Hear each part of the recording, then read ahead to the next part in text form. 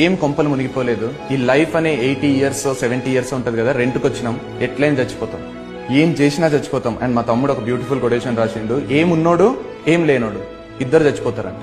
ఏమున్నోడు అంటే ఇక్కడ English ఏమున్నోడు, AIM ఏమున్నోడు, ఏం లేనోడు తెలుగు ఏం లేనోడు, ఏమున్నోడు ఏం లేనోడు ఇద్దరు చచ్చిపోతారంట. నిజమే కదా, బ్యూటిఫుల్ ప్రాసెస్ ఆఫ్ లైఫ్ కదా. సో నాకు ఏమనిపిస్తుంది అంటే, మనం ఎన్ని చేసినా ఏం చేసినా అల్టిమేట్ గా లైఫ్ అయితే ఎండ్ అవుతుంది. సో బతికినన్ని రోజులు చచ్చిపోతూ బతకడం కంటే ఒక్క మూమెంట్ బతకడం ఇంపార్టెంట్ కదా.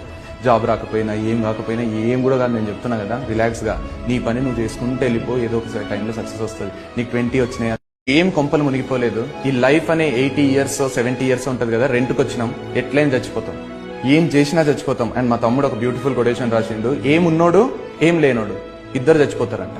ఏమున్నోడు అంటే ఇక్కడ ఇంగ్లీష్ ఏమున్నోడు, ఏఐఎం ఏమున్నోడు, ఏం లేనోడు తెలుగు ఏం లేనోడు, ఏమున్నోడు ఏం లేనోడు ఇద్దరు చచ్చిపోతారంట. నిజమే కదా, బ్యూటిఫుల్ ప్రాసెస్ ఆఫ్ లైఫ్ కదా. సో నాకు ఏమనిపిస్తుంది అంటే, మనం ఎన్ని చేసినా ఏం చేసినా అల్టిమేట్ గా లైఫ్ అయితే ఎండ్ అవుతుంది.